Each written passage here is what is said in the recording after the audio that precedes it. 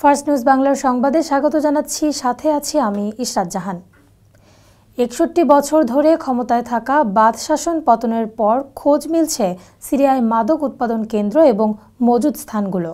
একটি সংবাদ মাধ্যম লাতাকিয়া উপকূলীয় শহরের বন্দর থেকে আসাদ শাসনের ব্যবহৃত অন্যতম বিশাল মাদক মজুদের খোঁজ প্রকাশ করেছে। তারা কাপ্তাগন সহ একাধিক ধরনের মাদক খুঁজে পেয়েছে। বিশেষ করে গুদামে এবং ট্রাকগুলোর মধ্যে গোপন জিনিসপত্র শনাক্ত করেছে। বিস্তারিত দেখুন প্রতিবেদনে।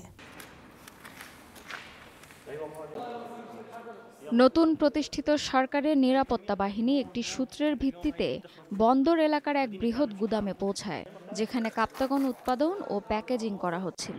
ভিডিও ফুটেজে দেখা গেছে কাপ্তাগন ট্যাবলেট ও অন্যান্য মাদক খেলনা মোটরসাইকেল, দরজা, হুকা হ্যান্ডেল ও গাড়ির সিট কভারের মধ্যে লুকিয়ে রাখা ছিল।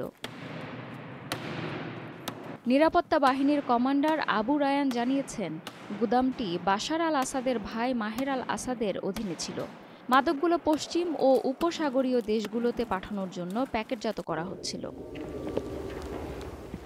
আসাদ শাসন মাদক পাচারের মাধ্যমে বিলিয়ন ডলার উপার্জন করত, যা তার অন্যতম বড় আয়ের উৎস ছিল। মাহের আল আসাদের নেতৃত্বে সিরিয়া থেকে মাদক উৎপাদন হতো এবং পাচার নেটওয়ার্কের মাধ্যমে লেবানন হয়ে সেগুলো বিশ্বব্যাপী রপ্তানি করত। ব্রিটিশ সরকারের অনুমান অনুযায়ী আসাদ বিশ্বব্যাপী কাপ্তাগন উৎপাদনের ৮০% যোগান দিতেন।